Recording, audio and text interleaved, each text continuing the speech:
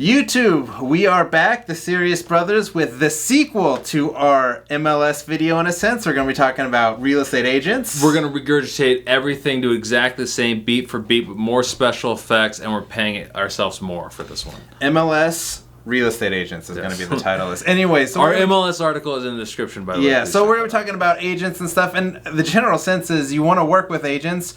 You can give agents a lot of money by giving them your business, and they're going to give it right back to you by giving you really good deals. So there's lots of ways to do that if they're really good agents and they're investment minded, which is what we're going to be talking about. So, yeah, I mean, with MLS properties, generally with agents, you're just going to be working off the MLS primarily. Yeah. But some of them are right off the bat. Like, they call their best clients immediately. And it's not, I mean, there's pocket listings is the term, but it's really, if they're going to meet the fiduciary duty to their clients, they got to be on the MLS for at least one day. But you get, a lot of it's speed. You got to get there the first day, and they're going to be calling about those best deals. I remember one back from our father back in Eugene, Oregon, these two houses near campus. For just the day, called that night, went out there, made the offer, got it under contract either that night or the day or the morning of afterwards. And not only were they under market, he was able to add a bunch of bedrooms, which is huge for student housing, but he also was able to separate out the back lot and combine it. And now we are in the middle of building 6 condos, but they're separate houses there. So you can get really good deals from real estate agents, just like you can get good deals on the MLS. This isn't the best market for it, but they're certainly still out there, especially if a investment-minded real estate agent who gets you access to those deals very, very, very quickly. Now, of course, you can skip this whole process and merge it by becoming an agent yourself, and we'll do a future video on that. But real quick, I mean, you would save half of a commission. Usually a full commission is 6%. There's no set, but usually it's 6%. Yeah. So you'd save 3% if you're representing yourself and you're buying for yourself. There are costs. I mean, in Missouri, you need to take 48 hours of education for the national test, then 24 hours for the state test, then take a long test, pay some fees, do 12 hours of continuing education every 2 years, and also, you know, a few regulations. I mean, you've got to report everything to your... And you got to pay for access to things, pay for iBoxes and all that stuff. But even if you become an agent, you can also work with other agents too, and you should work with a lot of different agents. I mean, there's a lot of people who are working real estate and trying to find deals, and this is just a networking game. You want to find as many of them as possible, and you want to find the right ones. So never limit yourself to one agent. You never sign an exclusive. Yes. Unless you're selling your own home, you want to sign an exclusive because an agent is not going to work. But as a buyer, that's not. As a buyer, you should never sign an exclusive, really. Especially, I mean, this works especially true with commercial real estate. There's rarely buyer's agents in commercial real estate. Usually listing agents will go to their clients who are just representing themselves. They are investment firms or individuals who are buying, you know, if we're talking about apartment complexes or offices or industrial or anything like that. And it's the same sort of with houses and small multifamilies. The listing agents will call all of their the buying agents out there that have clients, and they'll also call just any buyers that they know who are representing, who are looking to buy for themselves. So it's good to have, spread a wide net. Now, there's a couple of differences here, and one thing we're not really talking about, but you need to make sure you're weeding out, is there's good agents versus bad agents, and then there's investment-minded agents versus non-investment-minded agents. So the first thing is you just have to find good agents. There's a lot of just not very good real estate agents out there that are trying to sell you on things that don't make sense for you, that are bombarding you with stuff that you're not trying to buy. Yeah, I mean, it's better than wholesalers, I say, because there's no barriers to entry to become a wholesaler. You can just do it, and that's some of the debate around wholesaling is regarding that. But the barriers for entry into real estate agency, become a real estate agent, aren't that high. So you have really good ones, you have okay ones, and you've got some pretty... And the good ones really are just the ones that understand what your interests are and are trying to achieve the same thing you are. And there's a lot of great agents out there that understand what you're trying to do and that they're trying to meet those needs rather than try to sell you so that they can make a commission. And that's really the difference between a good one and a bad one. The one's trying to make the commission versus trying to help you with your needs. I think being organized, being able, following up on things, that type of stuff is very critical in an agent. Yeah. An agent who is sort of scatterbrained, hard to get in communication with, good communications, follows up. A pest And also willing to shoot out a low ball, like willing to get rejected, and it's easier for an agent. Just like, I don't know, my client, but they're not trying to talk you out of. Yeah, those you don't want an agent who's be like, oh, I don't know about sending out that, So it's like you want an agent who's willing to work with you on those type of things, make low offers, not just firing out low balls all the time, but willing to do that. And is also very organized and very much into follow through. Those are and good at communication. Those are critical components of a good agent. Now, on top of just good agents that you want to work with people who are investment minded. So what does that mean?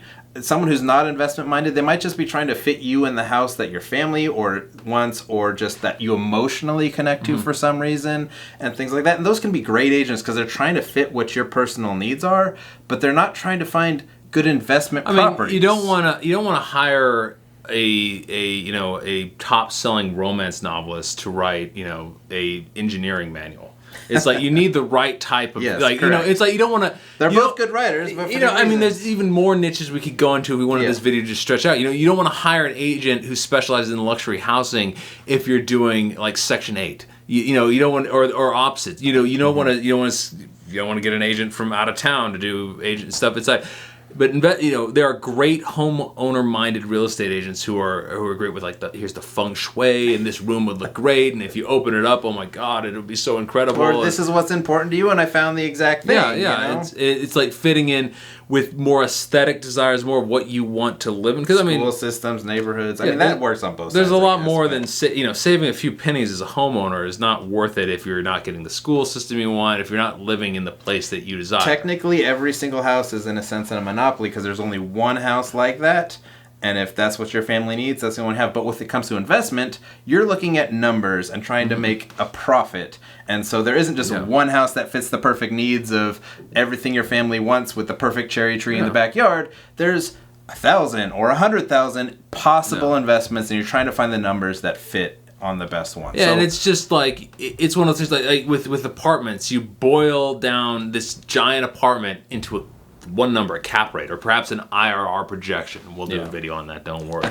With the houses, you boil it down into an ARV. What is its value? And these are important if you're buying a homeowner, but it's like, this is really, that house, whether it's pretty or nice or whatever, it's just, what's the number? Yeah. And it's like, that plays into effect. An ugly house is going to sell for less. It's going to rent for less.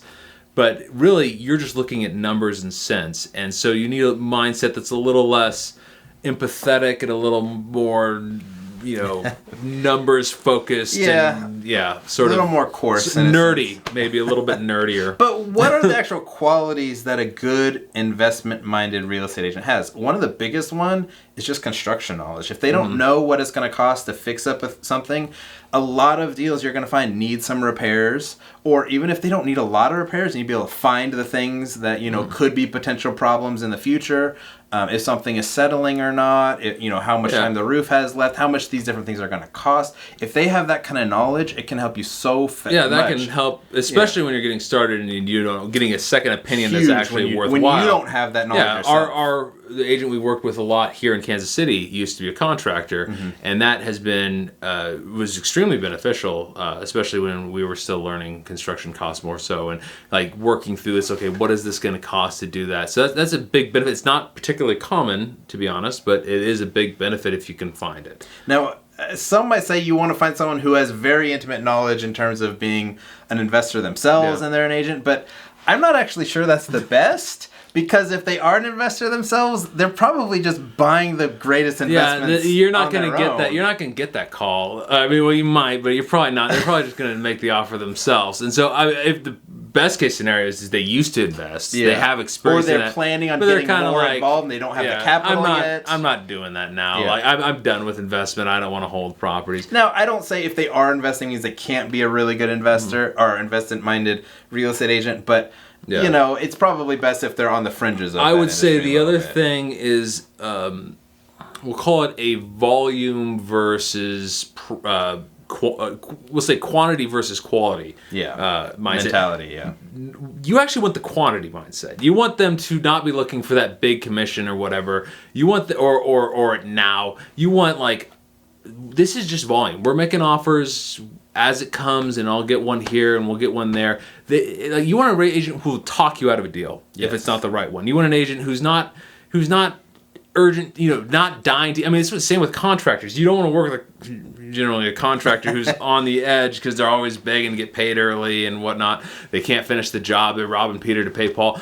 With agents, it's you don't have that issue, but you do have the issue with that they're kind of like, oh, you should buy this one, pushing you those subtle cues, and like if you're on the edge. You might not think it, you might not think your subconscious, your hindbrain, you're like the basal gang, right in the middle, like the old stuff in the brain. It's just going to tilt you over to one side when you might not want that to be the case. So you want an agent who is not in a rush to get deals, understands that this is a volume, long-term thing, and also is willing to talk you out of it. Well, real estate is typically a long play. I mean, there's flips and stuff like that, but especially buy and hold, that's a long tip of return, and you want someone who understands that, and they're in it for the long game. They know if they pass up on this one commission, that means there's going to be 5 more coming after it, because they're looking out for your best interest. If you flop, if you fold, if you can't make a flip work, if you can't make your buy and holds work, they don't have more commissions coming in because you can't buy any more property. So you want someone who's vested in your interest. Again, you can make them money by getting them commissions, and they make you money by getting you really good properties to make money off. And usually you'll get an idea about that if they're willing to work with you without signing an exclusive agreement. If they want to sign an exclusive buyer's agreement, it seems more of like a right now me mindset. I just want it. I'm not going to work for it, and I don't, I don't know, I don't trust that it's coming in over time. So, anyways, this is really just scratching the surface of networking and working with agents. There's a lot more we could go. We'll probably make this a trilogy. Yeah, you need to actually keep the agent too. Yeah. So one of the good ways to not do them is not close deals and keep making offers, getting stuff under contract, and not following through. Keep your promises and stuff like that. Make sure you're good. Through. But yeah. Anyways, again, I hope you liked the sequel. We'll come out with the trilogy, and then we'll come out with some prequels someday. I mean, we need prequels always work out great. We need to redo this in Chinese or Mandarin or Cantonese or something, because I mean the big market is. But anyways, in the meantime, if you want to see the trilogy conclude, you got to hit that subscribe button. It's a big red button underneath. Hit the thumbs up button so other people find it too, and that you tell us you like this. If you have questions of things you want us to talk about, put in a comment, and we're looking for things that you guys care about, what you want to know about, and we'll talk about those next. We can always make a quadrilogy or quintilogy. These things don't have names, but our channel does. It's the Serious Brothers, and we'll see you next time. Have a good one.